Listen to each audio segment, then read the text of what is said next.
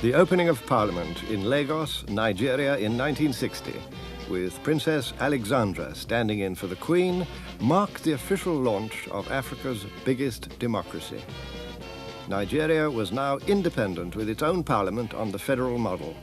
100 years of colonial rule had come to an end.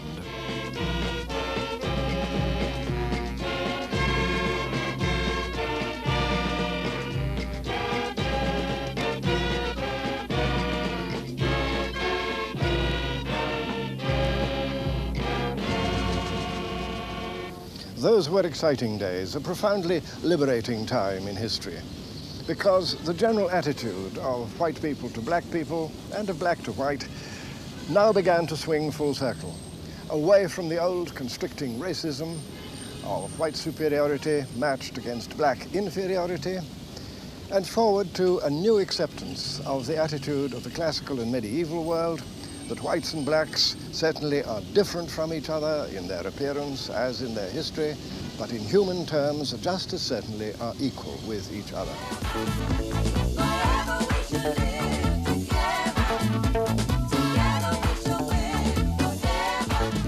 Within a year, another 17 African countries became independent, and African statesmen and politicians began to take their proper place in the councils of the world.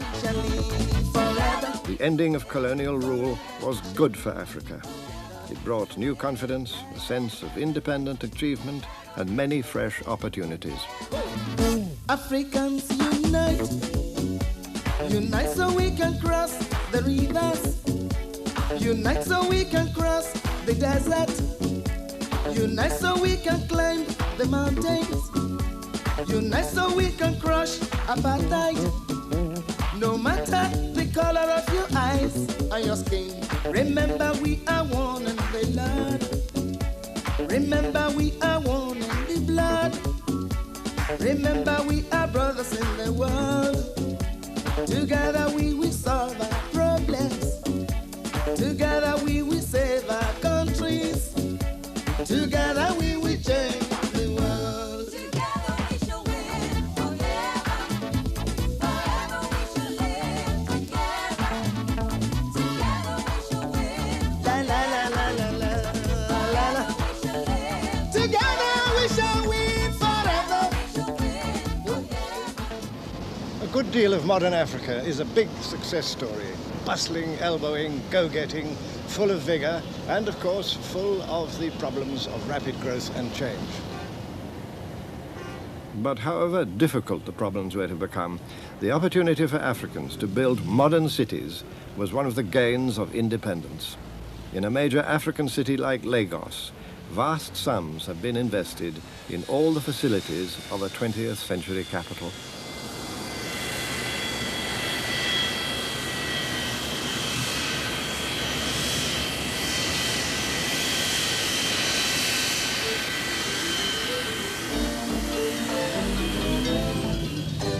Lagos is a modern city running ahead of a much less developed countryside.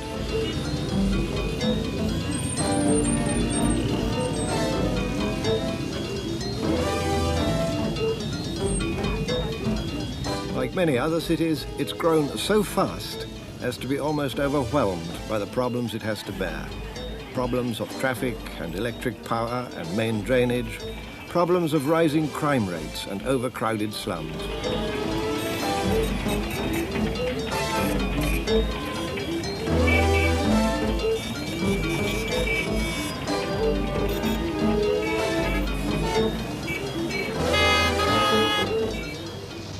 The toughest of these problems were and are anything but new. They have their roots in a social and economic crisis, a profound crisis which began within the European colonial empires in Africa and as long ago as the Second World War.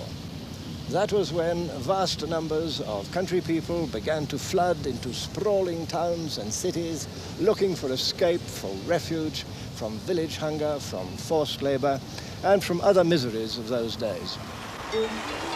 Nairobi, capital of Kenya, has built up the same business success as Lagos and suffers from the same troubles. In fact, most African cities have trebled or quadrupled in size over the last 20 years. and resources have been spent in the cities at the cost of much larger rural populations.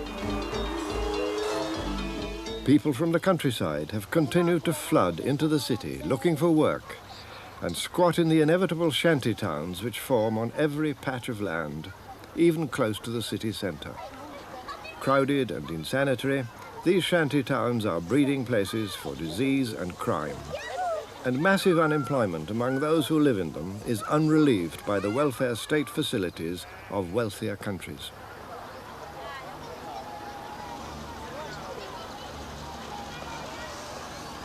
This huge growth of cities has led to tensions and troubles which few African governments have been able to contain. When independence came, European models of parliamentary government were adopted, but the European models have proved increasingly unworkable. This is not because Africans haven't known how to operate their own systems of representative or constitutional government, or even of democracy. On the contrary, their history has revealed a variety of such systems. The European models failed for other reasons. They were evolved, after all, within class-divided societies, very different in their structure from the societies of this continent. Here, as it happened, the parliamentary systems fell increasingly into the hands of small groups of privileged people who hastily sought their personal gain at the expense of the majority and soon were lost in confusion and corruption. The temptation for political leaders to imitate the lifestyle of their former rulers has been almost irresistible, and European businessmen have been quick to exploit this weakness in Africa's new rulers and promote it to their own advantage.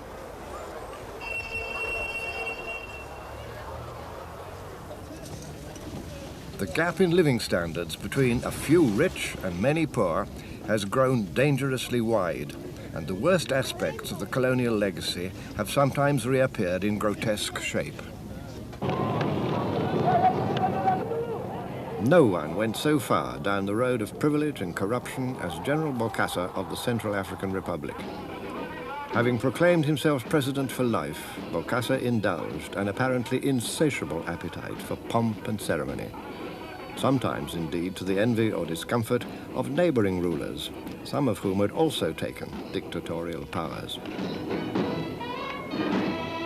In 1974, this one-time soldier in the French colonial forces, backed by business and political partners in Paris, promoted himself marshal of an army barely big enough to put on a parade. But there were plenty of policemen. Critics and opponents were tortured and killed. Bokassa's reign became a bloody caricature of the dictatorship of colonial times.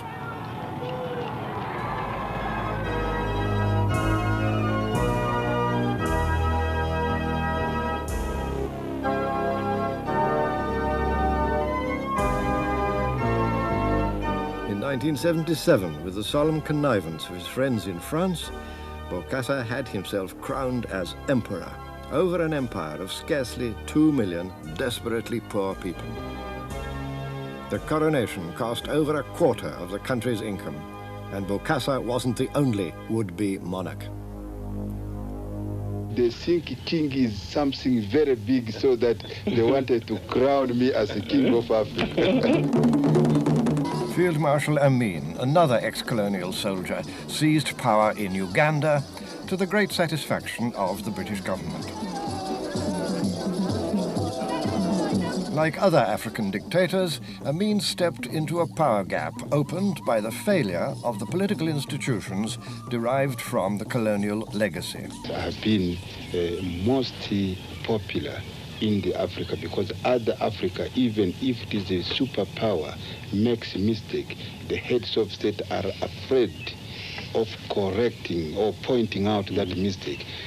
Only me who can point out that mistake, and that the entire Africa said that this is the hero of Africa and this is the king of Africa. Amin courted popularity in public while secretly imprisoning and torturing his opponents.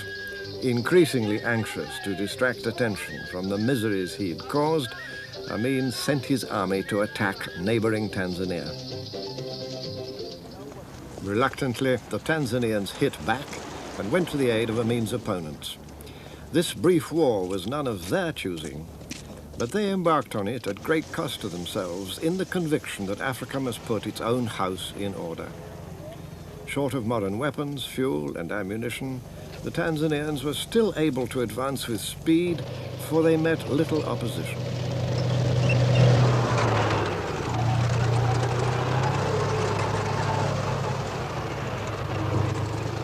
With obvious jubilation, Ugandans greeted the Tanzanian troops as liberators, and many rallied to fight alongside them.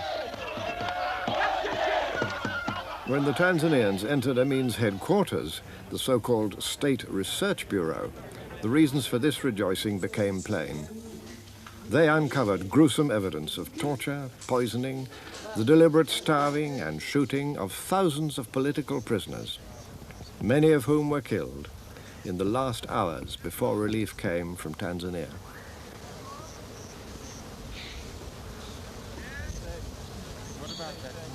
The wars which have diminished the gains of independence all have their origins in the colonial legacy and in the problems of building new nations. The longest war began in 1962 when Ethiopia annexed the former Italian colony of Eritrea. Emperor Haile Selassie, who'd carried through the annexation, was overthrown by a military coup in 1974. Popular revolution followed. But the new government failed to solve its fundamental political problem: how to transform Haile Selassie's empire into a freely accepted federation of its various peoples. So the war continued, with tens of thousands of Ethiopian conscripts still trying to put down the resistance of ill-armed but stubborn Eritrean volunteers.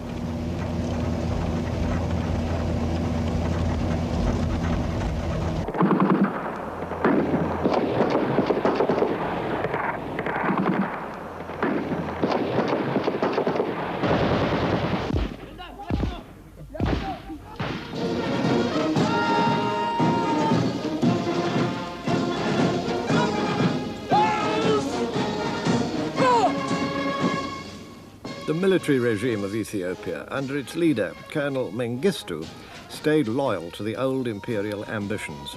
But the arms supplies no longer came from Britain and America. The Ethiopian government found new friends as rivalry between the superpowers spread destructively throughout Africa.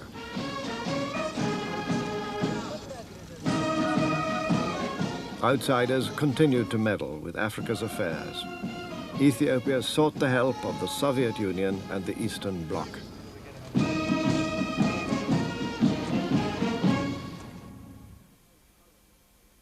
All across Africa, other wars were caused by the problem called tribalism. Many peoples found it hard to live together within the old colonial frontiers now that these had become national frontiers. The worst of these internal wars was fought in Nigeria, around the would-be breakaway Republic of Biafra.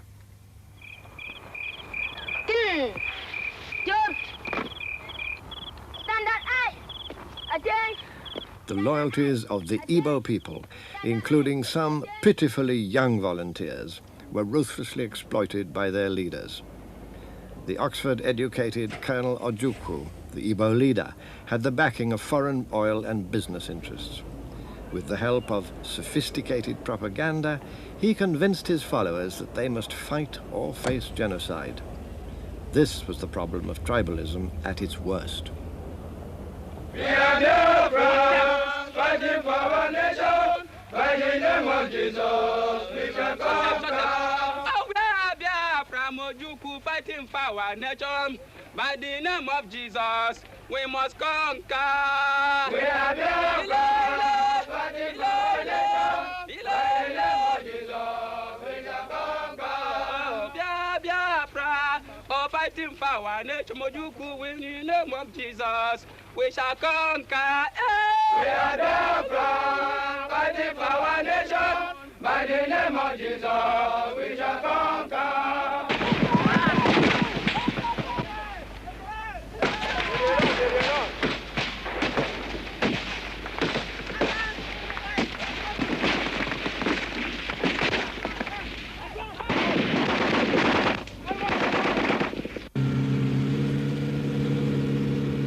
The armies of federal Nigeria were slow to get started. But when they did, their eventual success was inevitable, while destruction in their path added to the misery of the war.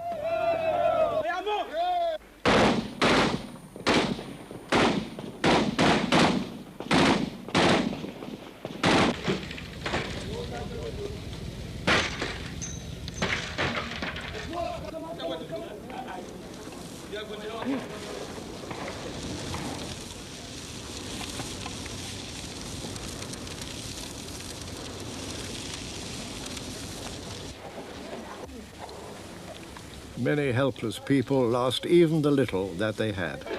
Many children, orphaned and left to starve, were taken to emergency centers, usually the Christian mission stations, where there was almost nothing for them to eat.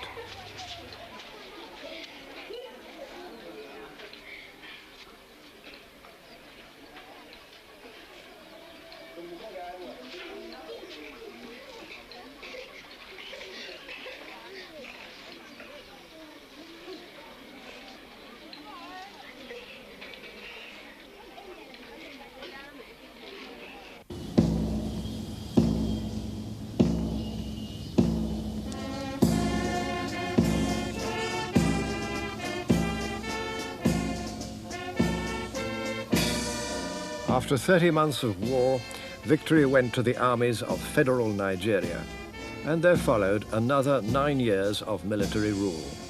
A succession of able generals showed that they could be both tolerant and constructive, and they restored the Federation to stability and peace.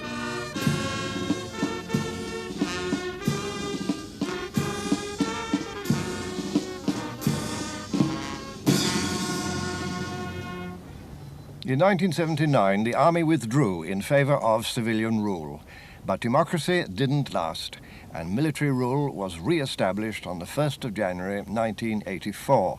Nevertheless, the peace which the army brought to Nigeria has been remarkable for its generosity. The principle of no victor, no vanquished prevailed, and Nigerians became brothers once again soon after the war. And since then, a deliberate effort has been made on all sides, on all directions, to forget the past and join hands in order to build the future. I think in Nigeria's history, this process of reconciliation is something that every Nigerian ought to be proud of. The British had administered Nigeria as 3 big regions, which tended to make tribal nationalism worse. After the war was over, Nigeria's rulers wisely redivided this enormous country into many much smaller states, providing a blueprint for continued federal unity. Democracy remains the hope for the future. In some of the smaller communities in Africa, it may be possible to have a dictatorship or any other form of government because it may be manageable because of the size. But in a big country with a large population and diverse population, there's just no other alternative but democracy. Since 1980, federal Nigeria has embarked on building a new capital at Abuja in the geographical center of the country, which will be a focal point for the whole federation. The expense is enormous, and there have been costly failures in the building program. But it's a brave attempt to get away from the old conflicts and rivalries and make a fresh start.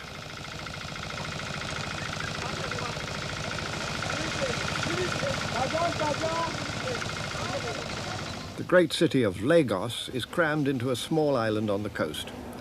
When Nigeria became a major oil exporting nation, the whole country went on a spending spree, importing from abroad all kinds of goods and materials, from mountains of cement to expensive foreign foods. Most of these goods contributed nothing to development. Nigeria, once a food exporter, now imports food in growing quantities. Once aroused, the appetite for Western imports has to be satisfied. Attempts to limit imports are accompanied by massive smuggling and widespread allegations of bribery and corruption. It's often said that many African countries have become disastrously corrupt, that politicians insist on bribes or contracts will not be signed, that officials demand bribes or agreements will not be met, even that nursing sisters in hospitals expect bribes or nursing services will not be rendered. If much of that may be painfully true, perhaps we should ask why. Is it that Africans are naturally dishonest? The facts of history say no to that. Or is it then that the frailties and temptations associated with corruption have always been promoted by building a get-rich-quick system, such as many African countries have gone in for? To that, the facts of history have always said yes. The cities of Africa have enormous commercial vitality.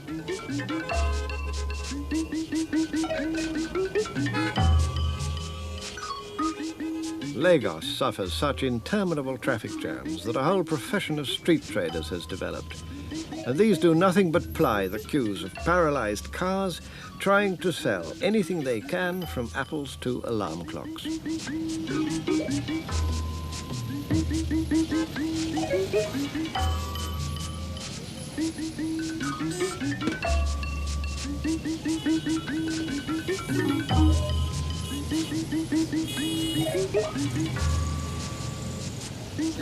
Price this one and make it very well. Also, this one is very good. What price? Which one do you want? So we negotiate the price. To pay for their imports and to get capital for development, many African countries borrow heavily from the outside world. Africa's debts to foreign countries multiplied 4 times in the single decade of the 1970s. And interest payments on these debts, often at high rates, eat into slender resources. A profound economic crisis envelops even the most advanced African countries. Africans naturally want the consumer goods which richer countries have to sell, and the big firms are only too happy to provide them.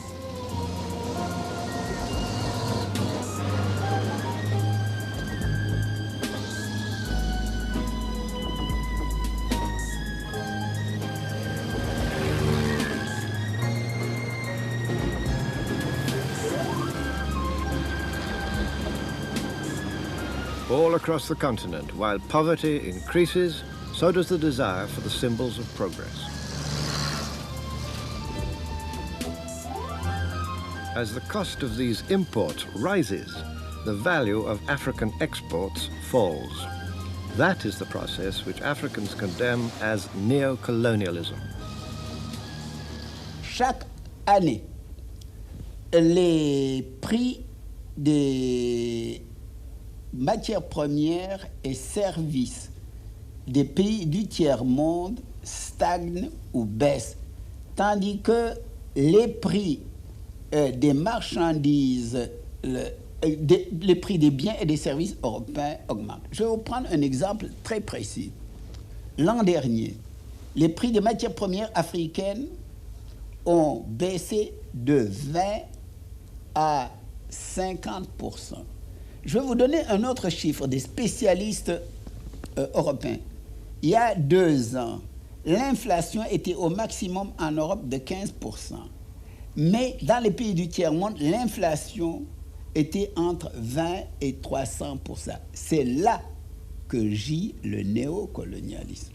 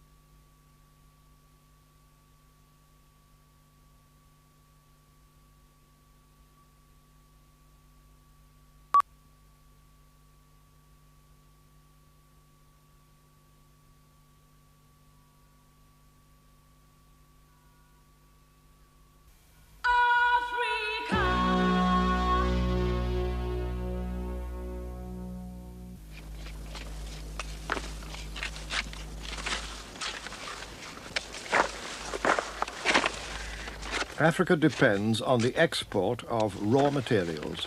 In Tanzania, the main export crop is sisal, a fibre used for rope and twine. Its export price is crucial to the country's economy. When we were preparing our first five-year development plan, the price of our sisal was 148 British old pounds before devaluation, 148 pounds per ton. We felt this price was not likely to continue. So we planned on the basis that we might average 95 pounds per ton. It dropped down to less than 70. We can't win. If the Tanzanians could make rope from their sisal, they'd get a better price for their produce. But this is actually prevented by the rich countries, which impose prohibitive duties on finished imports. The EEC put a 12% tariff on twines and cordage. What can we do? What really can we do? What can a primary producer do? What do we do with our sisal? Eat it? I mean, what can we do with the sisal? We produce sisal, we have to sell the sisal. If the world market price goes down, what can we do? I mean, really, in a world of vultures, what can you do? I mean, really, the weak have to suffer. Cocoa is the chief export of several African countries, including Ghana. The EEC put a 27% tariff on chocolate, so it doesn't pay for countries like Ghana to manufacture cocoa into chocolate. They have to sell it raw. Yet the price of raw cocoa sometimes falls, catastrophically. There was a time when you used to give us about 3,500 pounds for a ton of cocoa. Today, you're giving us something around the region of 1,000 pounds. So we're forced to have to slave some more, producing this cocoa, the gold, to bring over to you. Meanwhile, your goods, the prices of your goods have just risen and gone up and up and up. Your manufactured goods that you're passing on to us, which you've cultured us, not only into needing, but into wanting. If Africans can't win this trade war, perhaps they can earn precious foreign exchange by turning themselves into a tourist spectacle.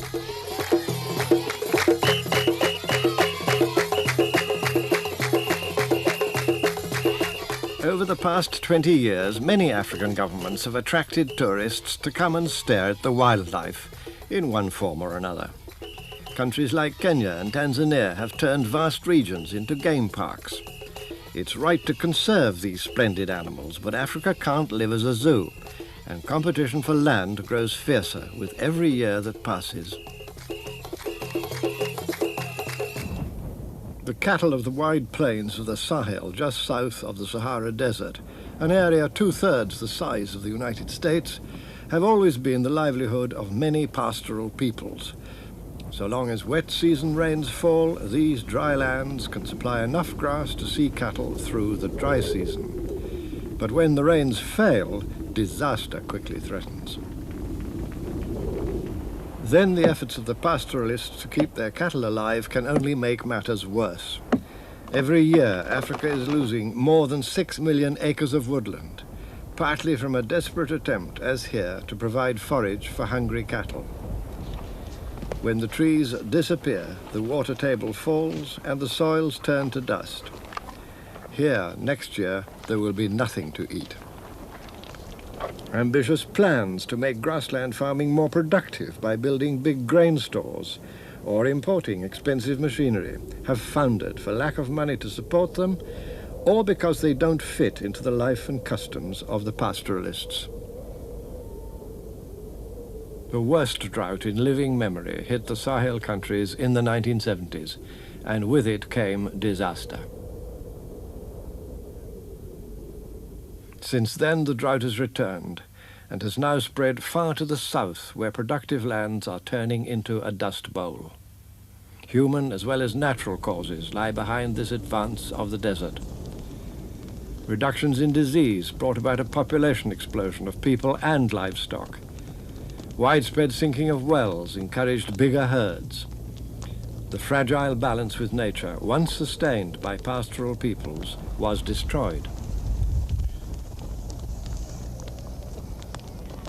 Terrible human suffering followed. Even in the 2 years of 1972-1973, 250,000 people died of starvation. As always, the children suffered worst, for they can't adjust like adults to sudden shortages of food. Even when parents starved to feed their children, the children still died first. Here in Ethiopia, the rains failed in 1974 for a third year in succession. Hundreds of thousands of people fled from their barren pastures and wherever they could flocked to relief centers, which were soon overwhelmed. In the 1980s, once again, ferocious drought returned. Countless people sent generous aid. But for many, the aid is too little and too late. And Band-Aid alone can't reach the roots of the problem. Only a fundamental change in economic relations between rich and poor can do that. And until that change is made, death by famine will surely strike again. In the aftermath of colonial rule, poverty and hunger now threaten to overwhelm the continent. But much of Africa is rich in natural resources, and these could provide enough for everybody. In a number of countries, Africans are beginning to succeed in putting their material and human resources to better use. Here in Mozambique, the gains of independence have inspired a countrywide effort at reconstruction. But there is still another enemy. The Mozambicans had to fight a long war to end Portuguese rule in 1975, but have since had to face a new violence from gangs armed and sent by a sharply hostile South Africa. At this meeting in Tet, the army presents some terrorists captured from gangs which have killed people and sabotaged communications.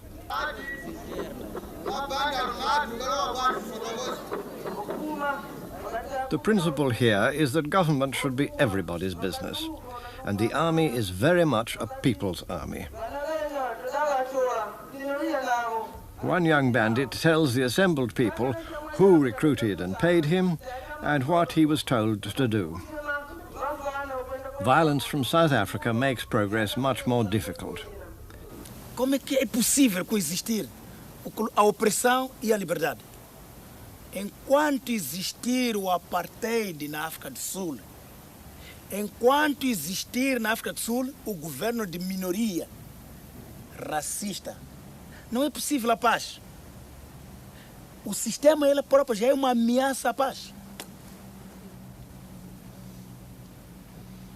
Só é possível a paz com a queda do apartheid. Democracia na África do Sul. Colonial Mozambique became desperately poor, barely able to feed its population. Yet as an independent country, it's potentially a land of great wealth, well able to feed many more people. Spreading across 16 degrees of latitude, Mozambique has soils and climate that could grow a very wide range of crops.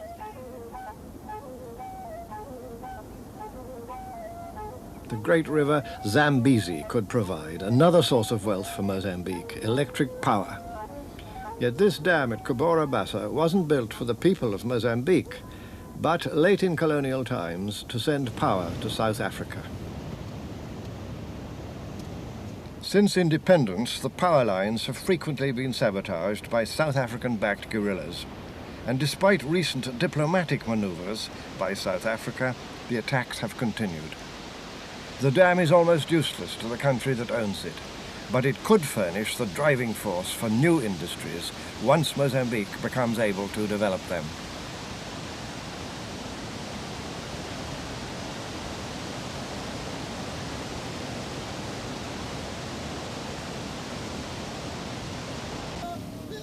Large quantities of good coal are another of Mozambique's natural assets.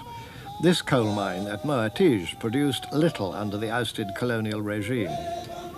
But shortly after independence, the new government asked the miners to help in running the mine and got them interested in higher output.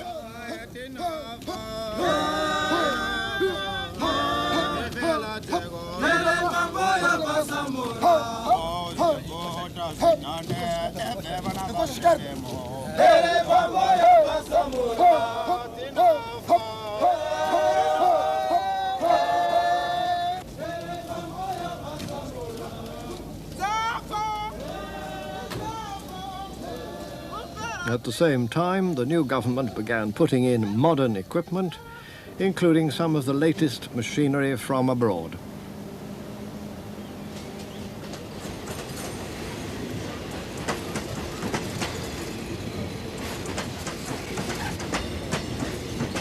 At Rissano Garcia on the South African frontier, trains still carry Mozambican workers to and from the gold mines of South Africa. Another hangover from colonial times when southern Mozambique was a dependent part of the South African economy.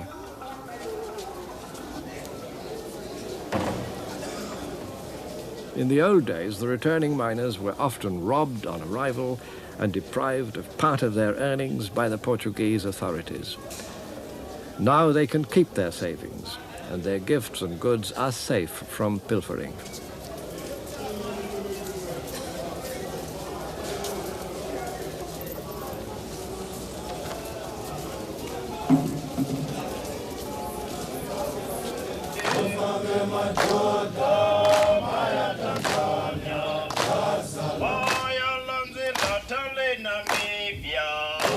They join a meeting organized to welcome them back to their country, and they're invited to play their part in pushing ahead with the revolutionary changes now underway.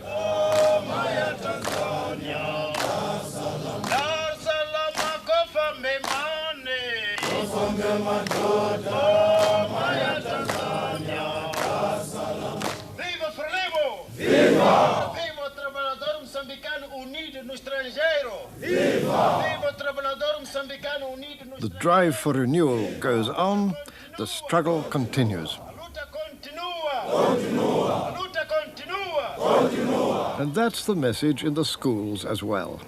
A message that calls for social as well as economic reconstruction. In colonial times, this school served the privileged children of Portuguese settlers and a handful of their hangers-on. Only about 1 in every 100 Mozambicans could read or write. The task of teaching a whole generation may be enormous, but however difficult, it's seen as the key to a different future. The teachers are almost as young as the students, and all of them are the children of long and bitter campaigns against a harsh colonial system. As they say and repeat, every classroom is a zone that we have liberated. At least one Mozambican died to liberate each of our classrooms. This new Mozambique has declared itself a non-racial society where discrimination is no longer permitted. And the answer to the legacy of strife and deprivation, as they see it, is to discover how to draw everyone into a drive for self-development. In the rebuilding of any society, what matters most is the development of its people. But this can be accomplished only when people are in a position to develop themselves, because nobody else in the end is going to be able to do it for them. This here is an agricultural cooperative on the outskirts of Maputo. It was formed just over a year ago by 38 people on land abandoned by a Portuguese settler when independence came.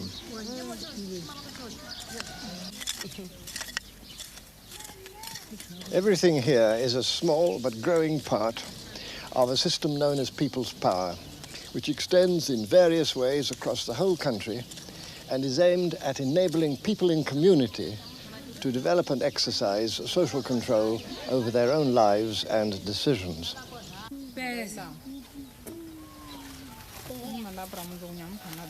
These women decided to work as a self-governing cooperative without any men and see if they could make a living by producing vegetables for Maputo City. Because they have the power to take their own decisions, they've been able to overcome many obstacles. They've built a productive enterprise.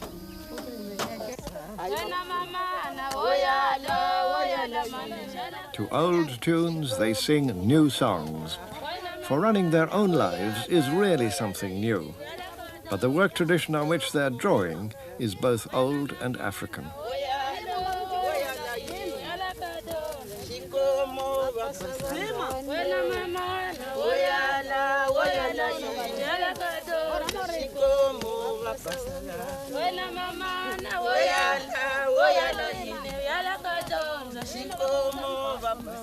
The freeing of women from past servitudes is another aspect of a Mozambican revolution which these people see as being and having to be very much their own creation, and their leaders see it in the same way.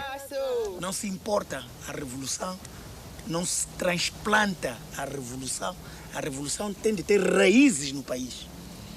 E este sistema popular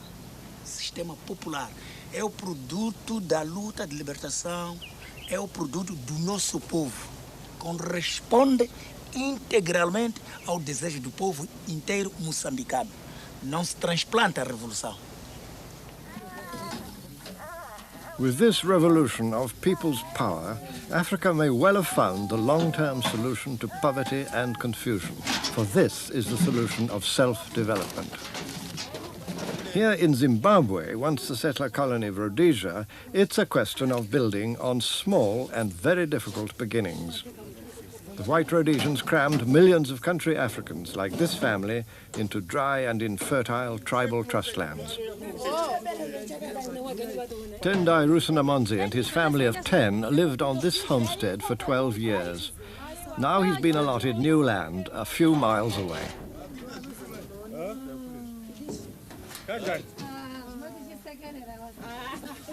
Tendai and his family had to survive on 2 acres of overworked land, fast turning to desert. The move came just in time. Ndiri kubva pano nenzira yekuti panapa takamanikidzana ende zvekare minda ndenge ndinaye pano ndenge ndine maeka matatu. Ndenge ndine maeka matatu zvino mvura yati ikanaya maeka iwayo abva anyura nemvura. Ivhu rakura rachembera. Ivhu radete. Saka ndakati regai ndiende kuri kubatsirwa wamwe kuti takapuwa minda. Saka ndakabva pano. Transport for the move was provided by the government as part of a resettlement scheme, which, if successful, could set a pattern for the rest of Zimbabwe as well as for some other African countries.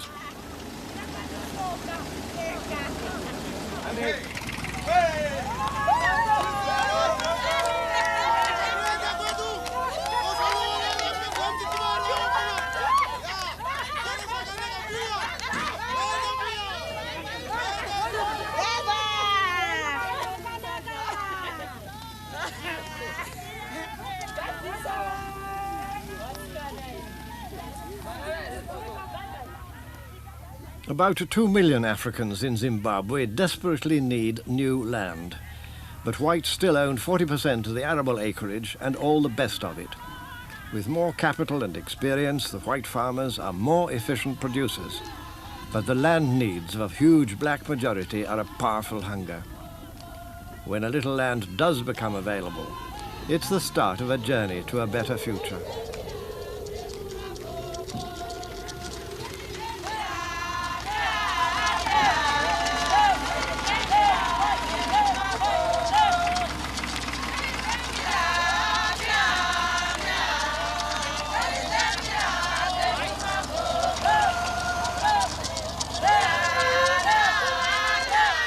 This new settlement at Mayo has been built on what once were 2 enormous white-owned farms.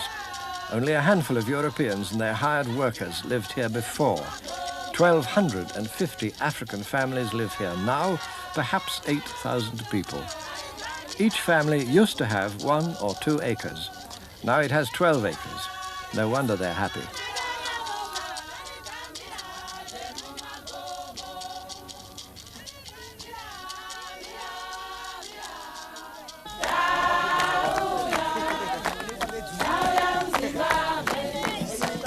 New land means new life. It can also mean new freedoms.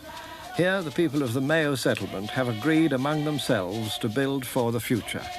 They're building a school for which the government will provide a teacher. And to do this, they call on their own traditions of mutual aid and community work.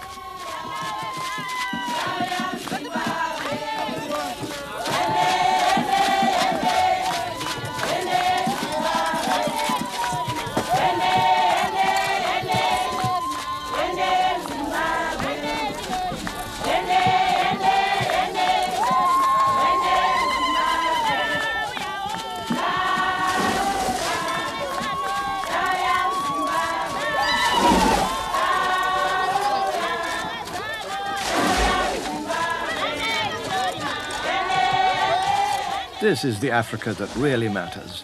The Africa of the vast majority, finding their own way to the future. Not begging for help, but expecting that their needs and capacities will be recognized. Our belief is, I think, the belief of every developing country, that the developed world should not isolate itself and hope that its own welfare can be served by preserving us as sources of raw material. We need to develop our industries, we need to develop our skills, and I think there's got to be this greater understanding between the developed countries and developing countries. Our development will redound to the benefit of both sides.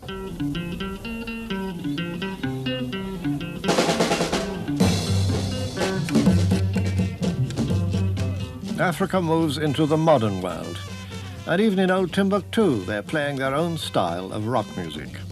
Ordinary Africans aren't dismayed by the challenges of the world today. And this is the Africa that doesn't despair, that can't afford to despair, but goes stubbornly ahead at its own pace, and yet knows when that's useful how to move with the times. So that there are small changes, small advances, even if these still have to go together with a round of chores that's hard enough and certain to continue. And these small advances nonetheless build into the restless dynamic of major changes, of contradictory advances which pose new problems and yet offer new opportunities to new generations and bring new equalities. Throughout their long history, Africans displayed creative energy and power. Today, making their own way again, the energy and power of the past can be renewed. Africa is going to be able to overcome its modern crisis in the measure that it develops from its own roots and draws strength from its own history of skill and enterprise and independent civilization. And as this self-development begins to flower in Africa now, so will the future begin to reflect once more the manifold achievements of the past.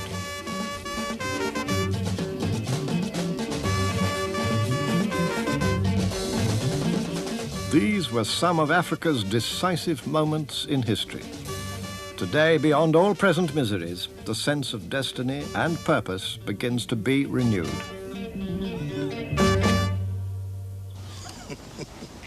O sistema socialista liberta a iniciativa criadora do povo.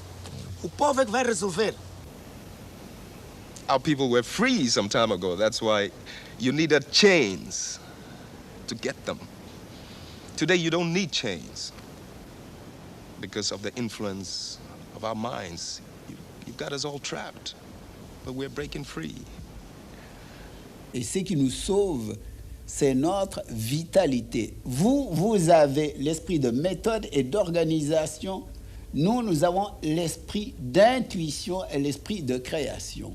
I think we have made a good start. I do not say that everything is all right, but we are making improvement, satisfactory improvement, and I believe that things will be better in the future.